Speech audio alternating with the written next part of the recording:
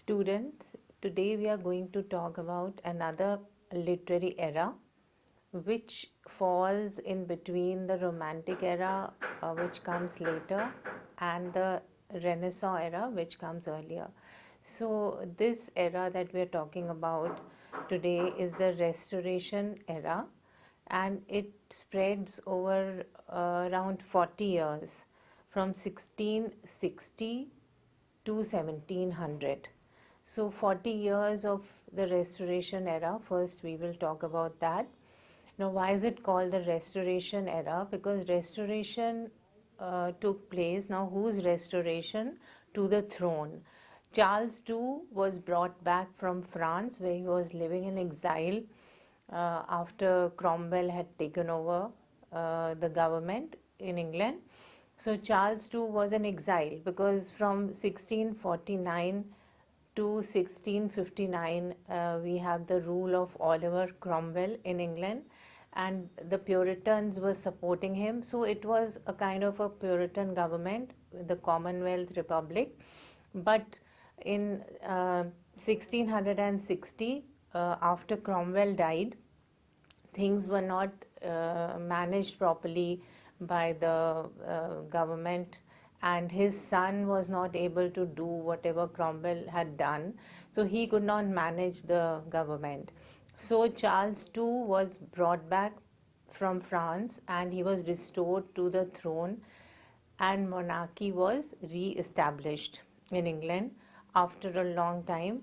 And people were very happy that the rule of the Puritans was over now, because the Puritans had suppressed art and culture, and they did not like anything regarding theatre or any celebration. So they were really strict about all these things, and they had very strict rules in religion too, which the other sects of Christianity did not like also. So the Puritan movement that took place, and the Puritan power, that came to an end with the restoration of Charles II, and there was a lot of happiness in the court as well as among the public that finally England had got its monarch back. तो ये जो restoration हुआ Charles to का 1660 में, इससे एक नया era start होता है लिटरेचर में भी, और पब्लिक लाइफ में भी, पॉलिटिकल लाइफ में भी एकदम सारा कुछ चेंज हो जाता है, बिकॉज प्योरिटन पावर जो थी वो बहुत डिफरेंट थी मोनार्की से, और ज़्यादातर लोगों को वो पसंद नहीं था इतना सप्रेशन.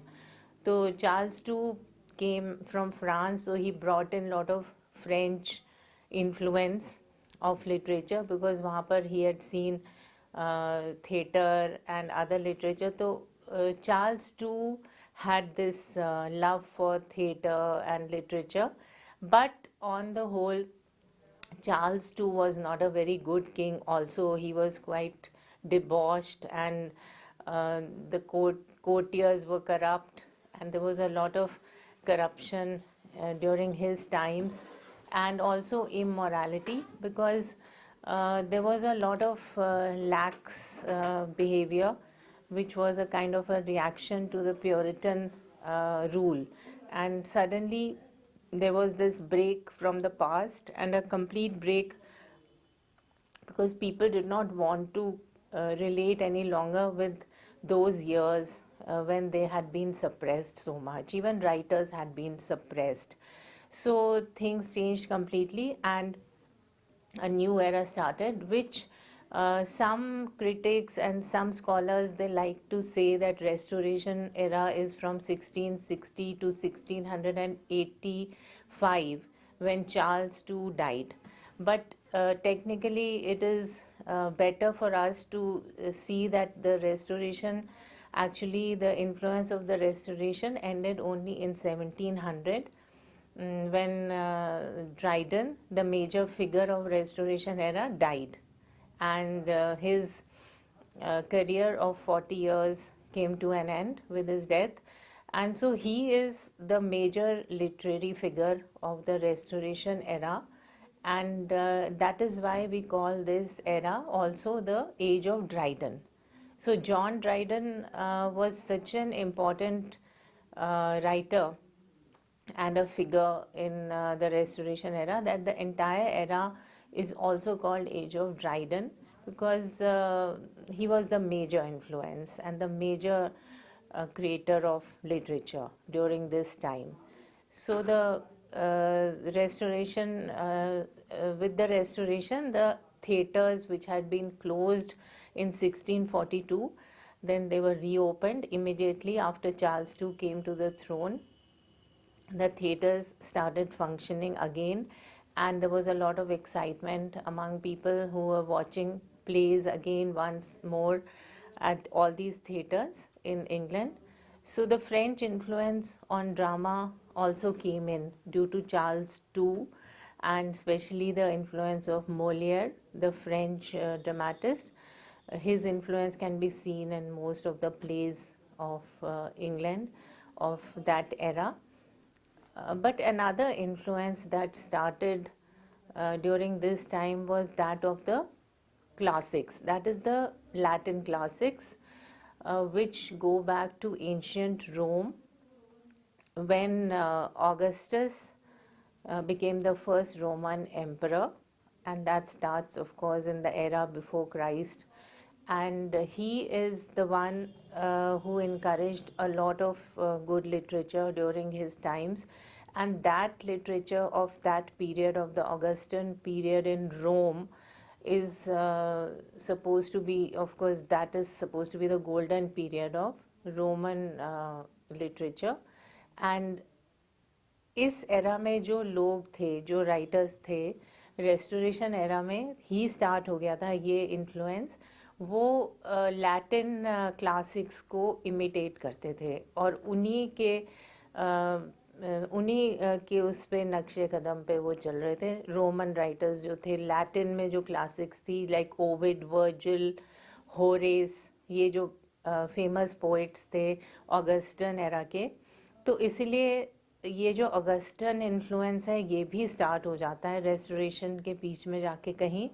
और डॉक्टर सैमुअल जॉनसन, जो बहुत फेमस क्रिटिक एंड राइटर थे बाद में जो आए थे, उन्होंने ड्राइडन को ही सबसे पहले ऑगस्टन कह के डिस्क्राइब किया था. सो ड्राइडन के साथ ही ये सारे न्यू क्लासिकल इन्फ्लुएंसेस स्टार्ट हो गए थे लिटरेचर में, जो चलते रहे 1798 तक. ये इन्फ्लुएंस चलता रहा न्यू क्लासिक 1798 तक, इसलिए क्योंकि 1798 वो डेट है जब वर्ड्सवर्थ और कोलरिज ने लिरिकल बैलेड्स पब्लिश किए और the romantic era started, which we have already studied in the earlier lecture.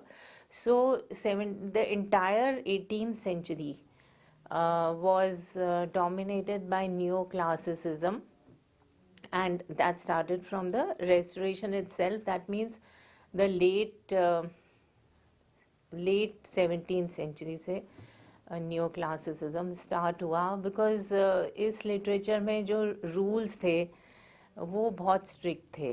Classic literature जो फॉलो करते थे, they were not like the Elizabethan writers. Elizabethan writers gave more importance to imagination and man as a very powerful being and a powerful individual.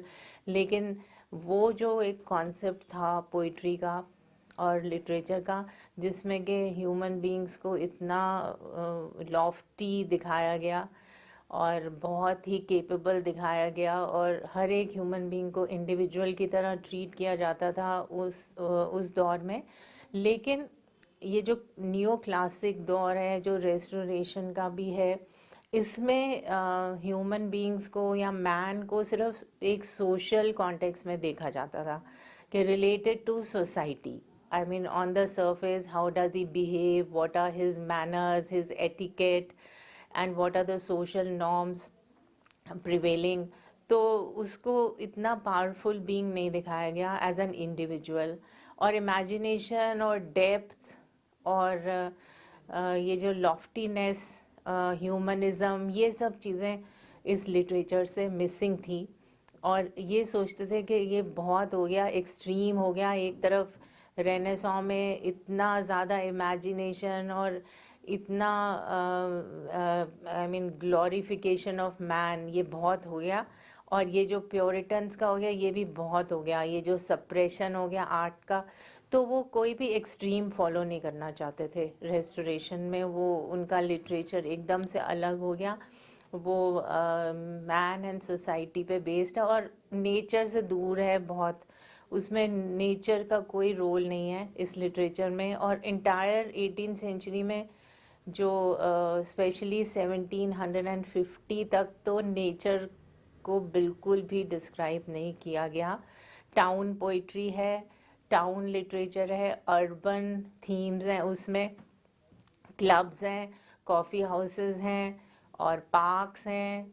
और drawing room literature जिसे कहते हैं कि drawing rooms में लोग किस तरह से पेश आते थे, किस तरह के टॉपिक्स वो डील करते थे, डिस्कस करते थे। कॉफ़ी हाउसेस कल्चर रेस्टोरेशन में आया, तो कॉफ़ी हाउस एक ऐसी जगह बन गई। It became the centre of lot of political and literary activities. People used to meet, politicians used to meet each other, lawyers used to meet there, poets used to meet each other. So there was a lot of discussion in these coffee houses and they became very fashionable. And fashion was another important aspect of this society, London society of the Restoration era. तो ये सारी themes उसमें शुरू हो गई। और politics एक बहुत इम्पॉर्टेंट रोल प्ले कर रहा था लिटरेचर में। हर एक राइटर, ऑलमोस्ट हर एक राइटर किसी न किसी पॉलिटिकल सोच से जुड़ा हुआ था। जैसे दो main political parties I, wigs and Tories. So wigs जो थी, विग्स पार्टी, वो पीपल्स पार्टी थी। वो सोचते थे कि लोगों को ज़्यादा पावर मिलनी चाहिए। और जो टॉरीज थे वो सोचते थे कि नहीं, किंग की पावर ज़्यादा होनी चाहिए। तो ये एक कॉन्फ्लिक्ट पॉलिटिकल पार्टीज़ में चलता था कि वो लिमिट करना चाहते थे लोगों की पावर को, और जो विग्स थे वो किंग की पावर को लिमिट करना चाहते थे। तो ये पॉलिटिक्स काफ़ी एक्टिव शुरू हुआ। तो इसमें हर एक ऑथर या तो विग था या वो टोरी था या वो कोई और सोच रखता था, लेकिन पॉलिटिक्स हर एक राइटर के काम में, वर्क में रिफ्लेक्ट होता था। सो politics became a very important element in the literature of this era, which it was not earlier like that, in the Elizabethan era or in the Jacobean or Caroline age. Things were not so politically oriented and everybody had their freedom, and their freedom of their beliefs and their themes. So things were very different. But with the after this Puritan age, suddenly things became so different, and literature and politics were very closely connected. That's why there are so many political satires in this age, or there are some religious satires also. So religion, politics, and literature, they were very closely associated with each other, and every writer had some religious leaning and some political leaning, and that showed in his work. So we have to see that the entire mood of literature changed with the Restoration era. And Dryden himself, who was the major literary figure of this age, first he was a Cromwellite when Cromwell was ruling, so Dryden was very happy to follow Cromwell. And after Cromwell died, and then when Charles II was restored, Dryden started following Charles II, and Charles II was very happy with him. So he was flourishing under all these rules. But it was unfortunate that when Charles II died, we must remember Charles II died in 1885. That means after ruling for 25 years, Charles to died. अब Charles to के बाद कौन आया throne पे? उसका भाई James to. तो James to जब थ्रोन पे आया 1885 में, तो बहुत प्रॉब्लम्स ड्राइडन के लिए शुरू होने वाली थी, बिकॉज ड्राइडन ने he started following Roman Catholicism because James too was a Roman Catholic, and Charles too was also secretly actually a Roman Catholic, but he did not make that so obvious. But James too was a Roman Catholic, and when he came to the throne, Dryden became a Roman Catholic to please him and to be in his good books. But James too could only rule for 3 years, and after 3 years, he was he became very unpopular. People did not want a Roman Catholic monarch, and he was not a very good king also. So what they decided, people started a movement, and they invited. He was kind of removed from the throne in a movement which we call the Glorious Revolution. Glorious Revolution, or we call it the Bloodless Revolution. Why is bloodless? Because there was not a drop of blood which was shed, and yet James too was quietly removed. He was captured, and then he was sent as an exile to France. So there was no conflict as such, and William of Orange and his wife Mary. Now, Mary was the daughter of James too, and she was a Protestant, and William was also a Protestant. So they both came and they became monarchs. So they were joint monarchs, husband and wife both. William and Mary, they became monarchs in 1688 after the Glorious Revolution. Now,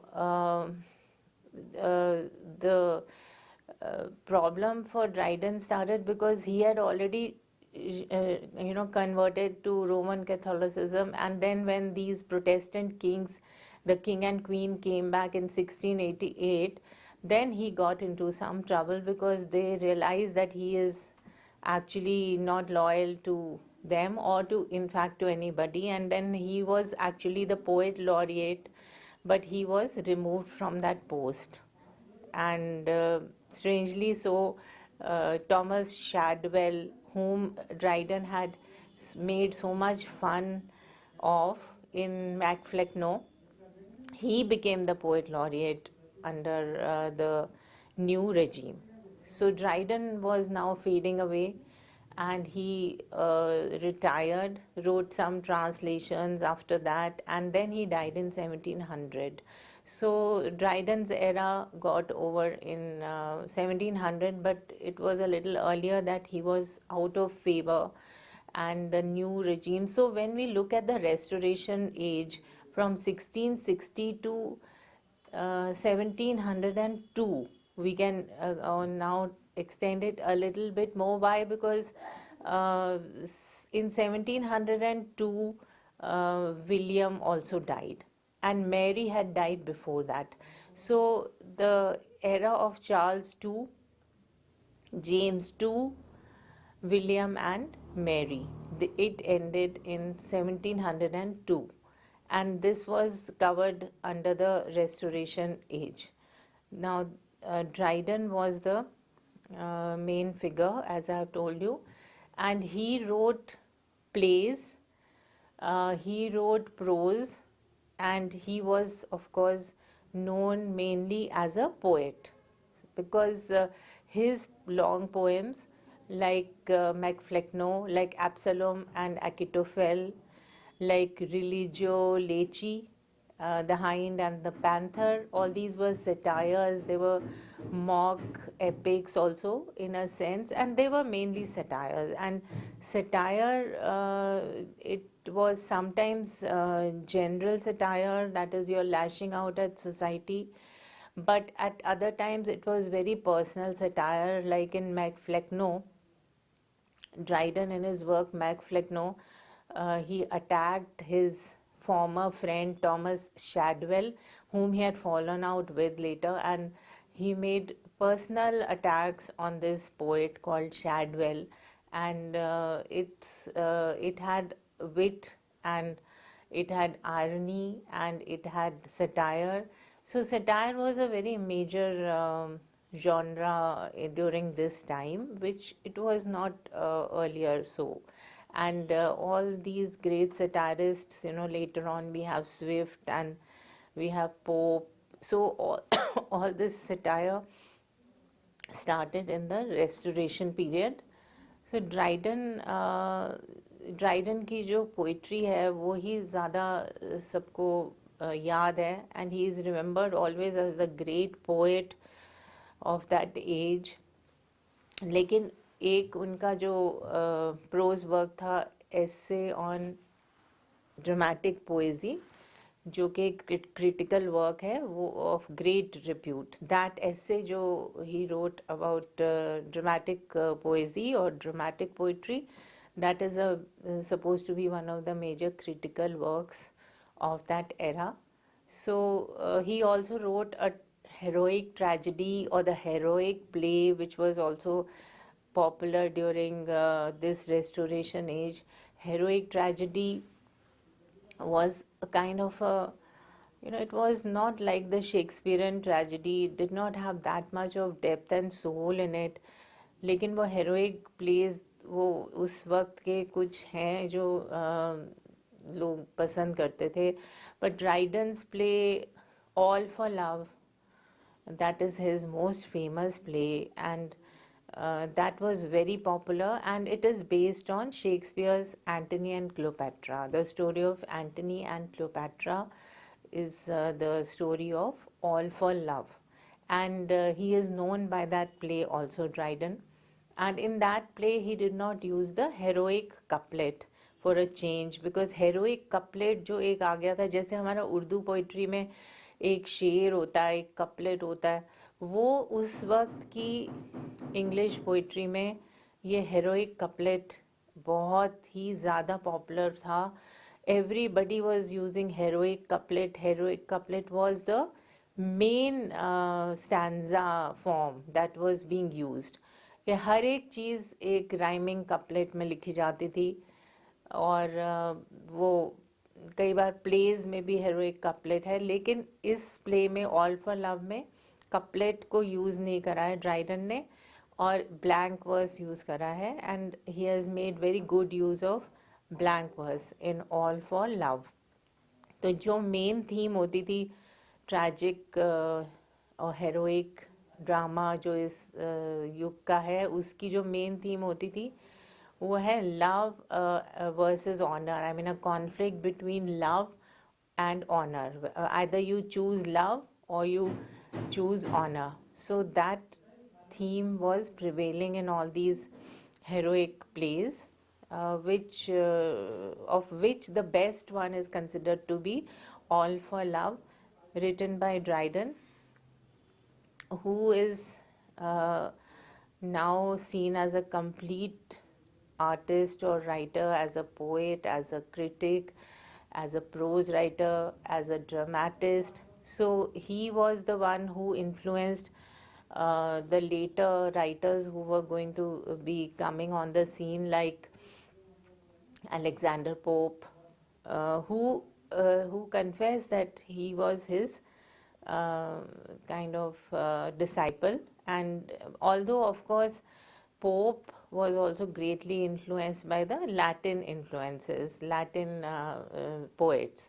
And but he said that yes, he was following Dryden. So Dryden's influence can be seen on many poets. Like earlier we see that Milton's influence, Spencer's influence, Shakespeare's influence on various poets.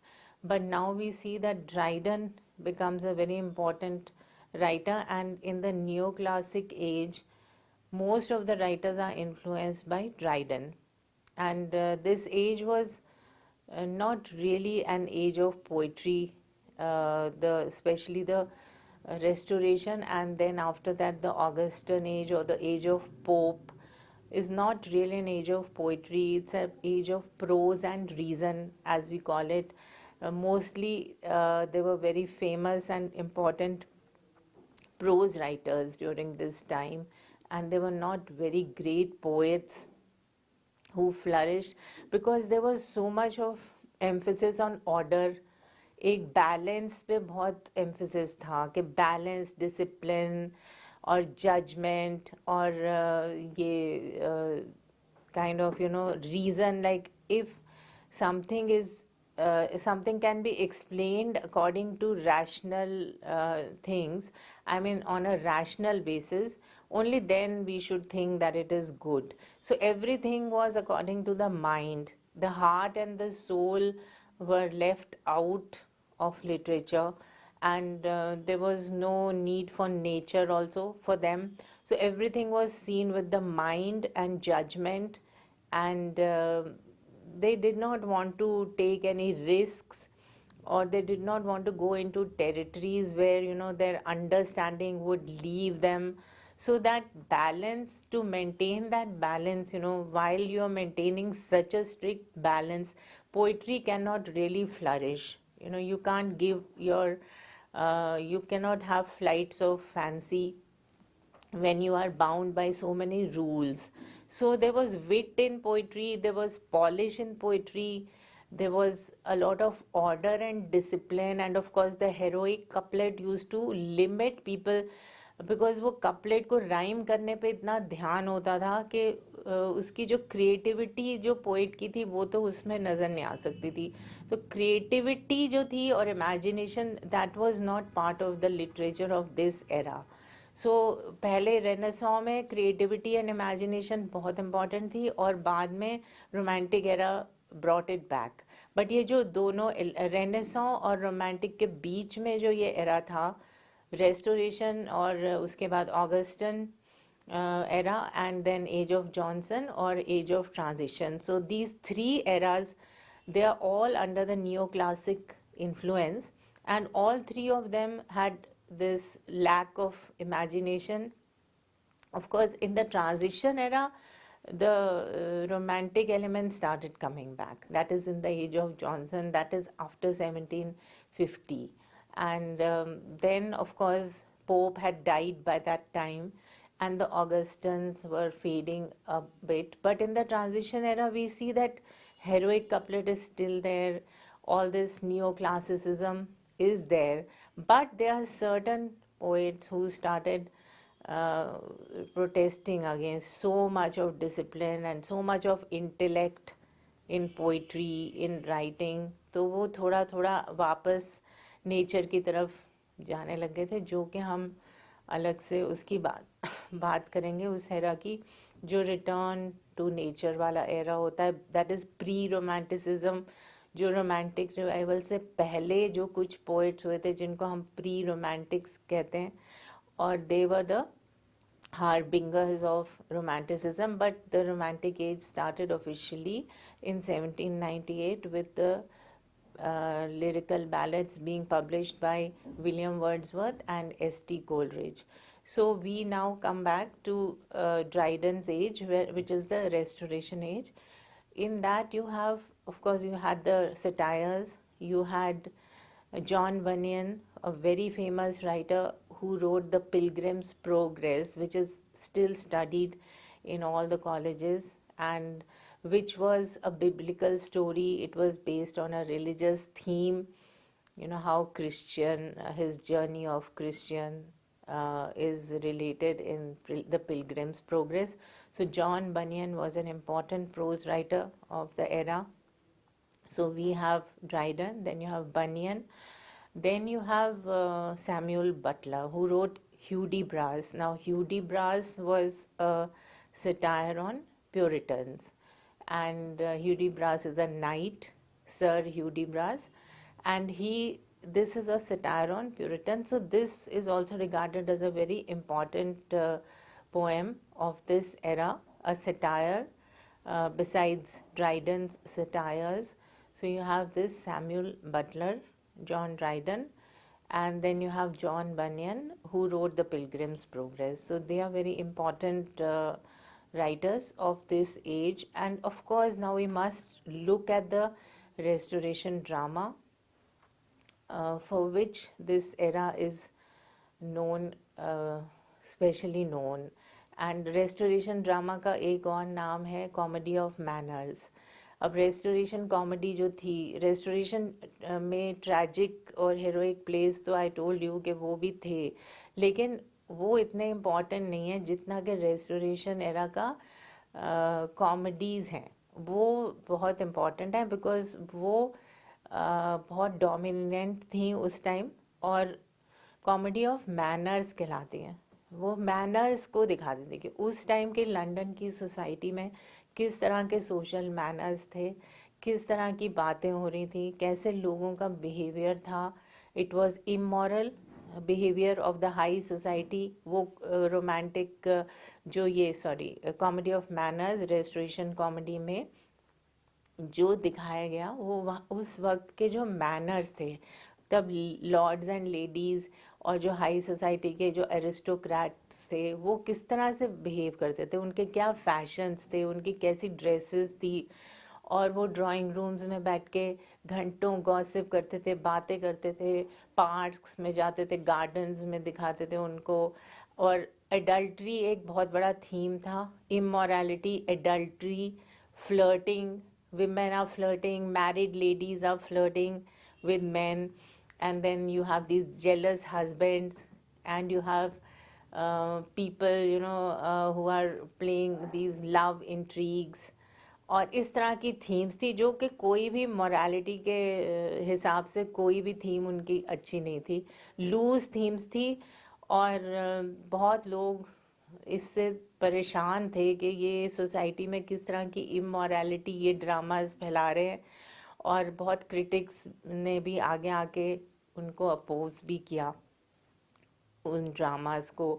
और उसमें जो main writers थे, restoration comedy के जो writers थे, play rights, उसमें Dryden भी थे। Dryden, but Dryden's comedy of manners is not considered to be all that fine. But the best of the writers of restoration comedy was William Congreve. And William Congreve, and then you have Etheridge, and then you have William Wycherley. But William Wycherley's plays were supposed to be extra crude, and they were not looked upon very kindly at all. But all these restoration comedies, they had a lot of wit, and dialogues were very precise, and lot of humor and very polished wit, and how people used to exchange very witty dialogues. The dialogues were very entertaining in this comedy of manners, and the characters were of course very typical. They're types, they were not individuals, like Sir Fopling Flutter, like Mirabell, and like Millamant. All of these people actually were very typed characters. You could predict what are these characters. Maybe they are repeated in various plays also. Maybe their names also tell us about something about their character. But the best play that is considered the best restoration comedy of manners is The Way of the World by William Congreve. वो आज तक representative drama है, वो एक restoration era का, जो William Congreve ने 1700 में लिखा। 1700 was the last year of the restoration, as we know, and that is the year when Dryden also died.